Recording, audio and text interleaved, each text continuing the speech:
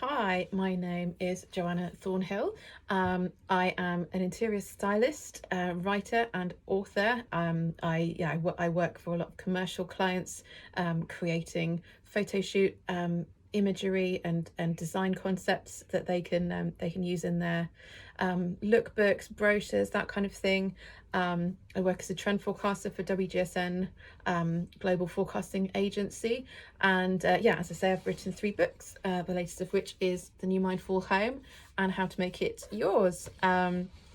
So I am coming on to share my top 5 tips based on the things I discuss in the 91 creative sessions that I recorded for Caroline over at 91 magazine, which you can access via the 91 magazine website, which was a 90-minute live webinar recording all about going deep diving into how you can create and design a home that supports your well-being through authentic design, and bringing in mindfulness principles and also sustainability, all that sort of stuff. A little smattering of spirituality and a bit of neuroscience as well. So it's kind of all covered off in there.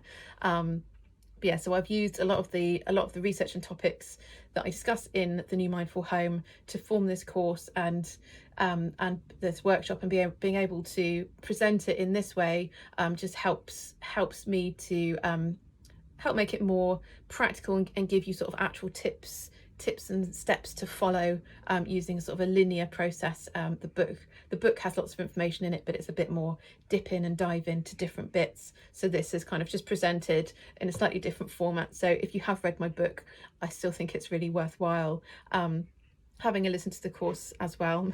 I would say that, but I do also think it's true. So anyway, so I wanted to share five tips that I talk about in a lot more in depth in the webinar, which are all based around this idea of being pre-design work. So often when we come up with an interior scheme, whether it's for ourselves or for a client, we can go deep dive straight into how you want the space to look, what colours you're going to bring in, what trend you're going to hit on, all that kind of stuff. Whereas I think it's really important to I think there's some really important things you need to do before that, and one of those, which is my first tip, is to consider how you want to feel within the space. So often we might kind of say, oh, I want to feel calm, I want to feel relaxed, but it's worth digging in a little deeper into the particular room that you're thinking about decorating or reinvigorating, or whatever you're thinking of doing, and just having a think as to how do you actually, what do you need from that particular space. If it's a bedroom, then you would probably want it to feel calm. You might also want it to feel very safe, very like a sanctuary. We're obviously quite vulnerable when we're asleep. If it's your workspace at home, you might actually want to design it in a way that feels a bit more invigorating and stimulating to kind of get you going when you're starting the working day. Or maybe if you're a creative designer maker, you might want to create a space that feels quite conducive to creativity. So my first tip would be to have that as your starting point before you start going down the route of color schemes and designs, anything like that. Do that first. Tip 2, decorating with all of the senses. So often we just prioritize the visual, the sight, whereas it can be really beneficial to well-being to think about all 5 senses when we're decorating. So what sense can you bring into the space?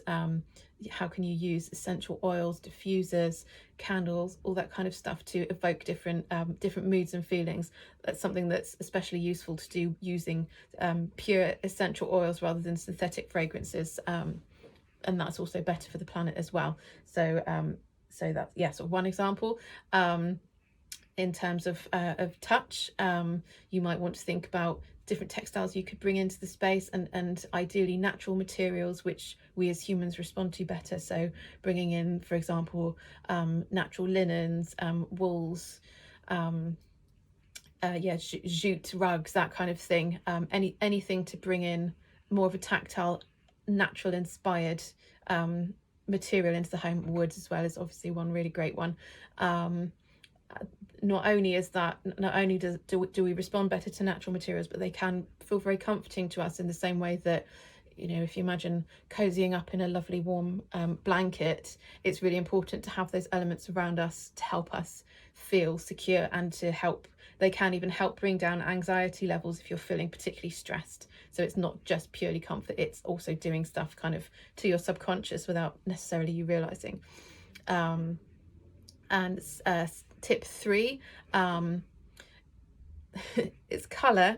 It's such a big topic. I talk quite a lot about this in the course, and I talk about colour, your colour personality, seasons, and colour psychology, all that kind of thing. But just one kind of takeaway tip I wanted to give here was to think about the intensity, plan your colour intensity in any scheme. So you might think to yourself, oh, I want to decorate with blues in this room.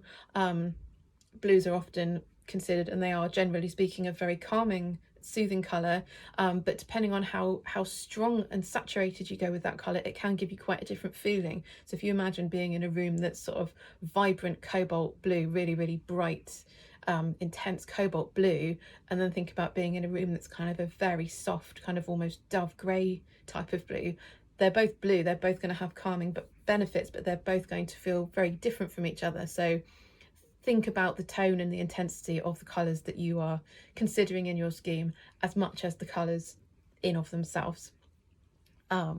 Tip 4 is to create a vision board. So this is another step as part of this pre-design stage of the process. And what a vision board people can use it in or refer to it in certain different ways. I certainly am not referring to it in the sense of sticking on pictures of sports cars and swimming pools and trying to manifest that from the universe or anything like that. Unfortunately, that doesn't really seem to work like that. But what I mean is in terms of thinking about collating a bunch of images, textures, materials together and seeing what you find yourself just kind of naturally drawn to, like what's kind of connecting with you a bit, what sort of like your gut instinct of like, oh, there's something I really like about this, without thinking about how it's going to work in a scheme or you know where that would, how you would translate it into a design. Just literally finding images of anything, collating them together, maybe stick them down on a piece of cardboard, and then just once you've kind of amassed a bit, just have a look over them and see if you can spot any common threads running throughout them. It might be that you're naturally being drawn to images of spaces that feel very vast and expansive. It might be that there's a certain kind of ethereal vibe that's coming through in everything that you're picking. So using that as a really useful tool to then go forward and help you plan your actual design schemes and help you get to the next stage, which is more into would be more the nitty gritty of like designing pulling together a mood board with literal paint swatches, fabric samples, the kind of nuts and bolts of what you're going to decorate with. But yeah, vision board first, the rest comes later. And then tip number 5, shop sustainably. To my mind, and what I talk about quite a lot in the book as well, is the idea that to create a mindful home, it has to be mindful, not only it has to be kind of respectful, not only to us and our own needs, but to the planet as a whole. I think you can't have one without the other, truly, really. So thinking about before you make any purchase, particularly bigger things as well, just trying to take a mindful moment to think, is this the best I can do? Is this the best I can afford? There's always going to be things that we can do better, and obviously we don't all have limitless pots of money to buy kind of the finest things in the land. But it's just thinking to yourself, is this something that I need? How is it made? What material is it made from? Natural materials? Where's it come from in the world? Has it been shipped in from somewhere really far away, or is it made by a local maker? Can it be recycled at its end of life? Is it well made so that I'm not going to need to replace it in 6 months' time? Just taking a moment to just try and think about all of those things before you leap in and make any rash purchases.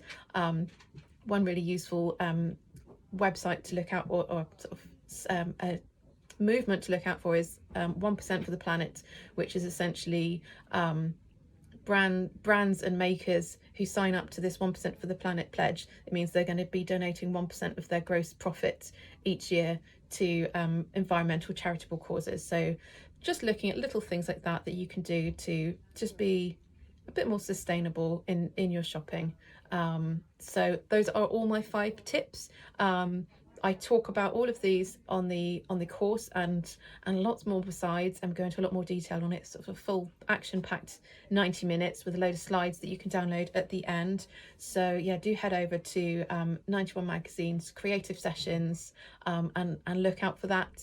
And I hope that you enjoy it. Thank you.